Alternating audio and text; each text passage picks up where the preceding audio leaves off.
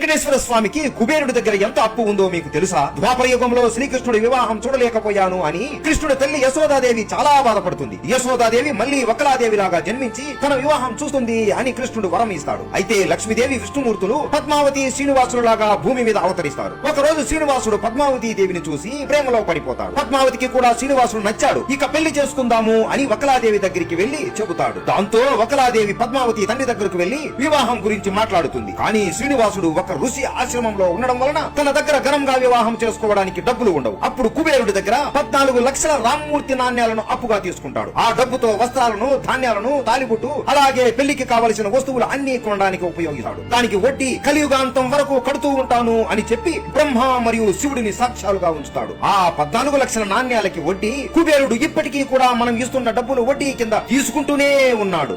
ఇప్పటికి ఎంత వడ్డీ అయి ఉంటుందో మీకు తెలిస్తే కామెంట్ చేయండి. గోవిందా గోవిందా.